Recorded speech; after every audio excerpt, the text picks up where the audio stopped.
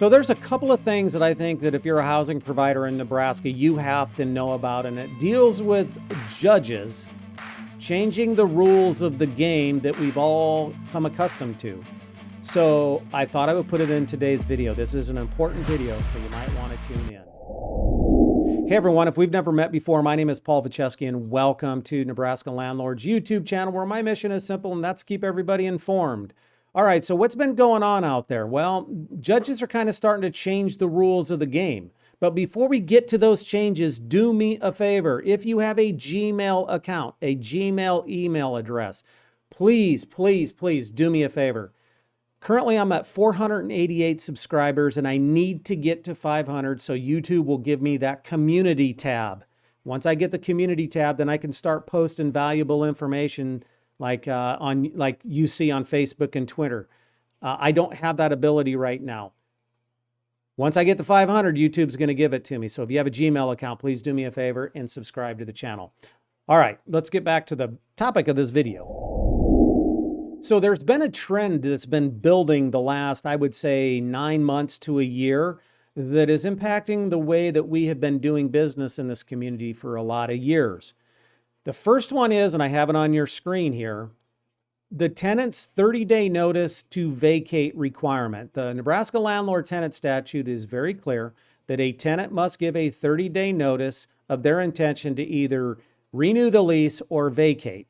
It's the same with the landlord if the landlord doesn't want to renew. There's that 30-day notice. However, it has been very common the last 5 years in particular where housing providers are putting in the lease, and the tenants are agreeing to this, that a 60-day notice is required.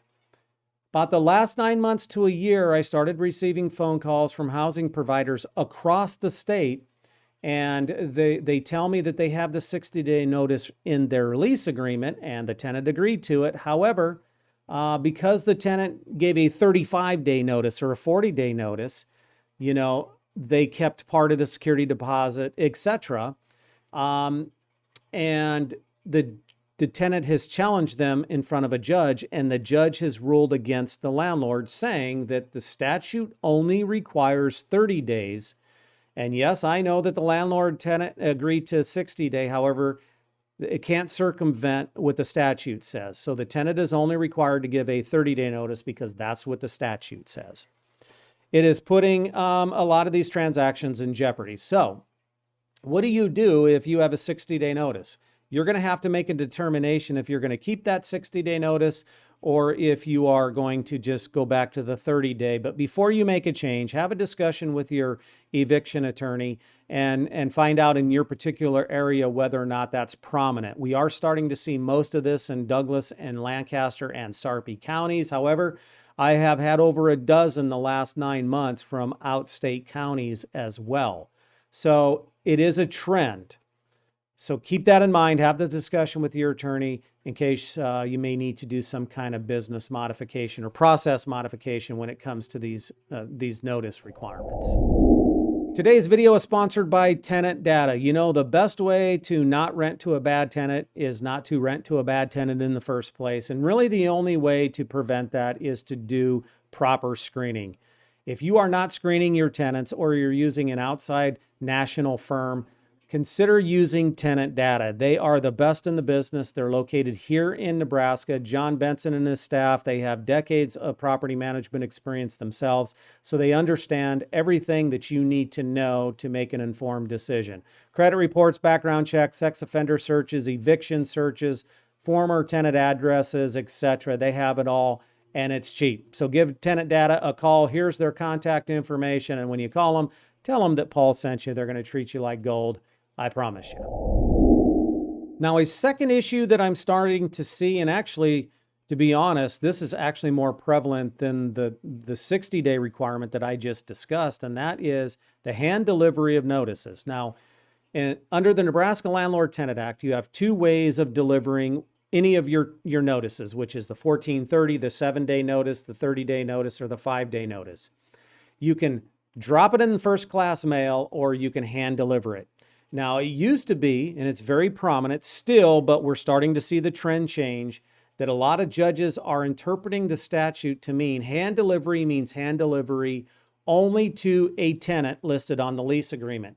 So you knock on the door, the tenant's not home. Very common, very customary that we would tape the notice to the door, take a photo of the notice hanging on the door, and for most judges, that was sufficient delivery. Or somebody would answer the door and you would hand it to them, and it was implied that that person was going to give it to the tenant of record. However, and I think it really started when Legal Aid and Creighton Law, etc., started representing tenants in court, that the judges have started changing their tune a little bit. A lot of judges now are taking the position that hand delivery means only hand delivery to the tenant that's listed on the lease agreement. So if you hang it on the door with a piece of tape, that is not going to be adequate delivery. If you give it to whoever answers the door and they're not a tenant of record, that is not adequate delivery. It has jeopardized many evictions where they've had to start over and mail the notice. All right. So to avoid that position, you're going to have to reconsider whether or not you're going to do hand delivery of notices. I've always been of the opinion that you do both. Hand deliver it, but you also follow up with a notice that's dropped in the mail first class. So before you make any changes to your process, like I discussed before, have this discussion with the attorney that you use for evictions to find out what's happening in your particular county, and then make a determination whether you're going to have to modify any processes here. So there you have it. Now you're informed. Please don't forget to subscribe to the channel. And that's it. I'll see you all in the next video. Thanks, everybody.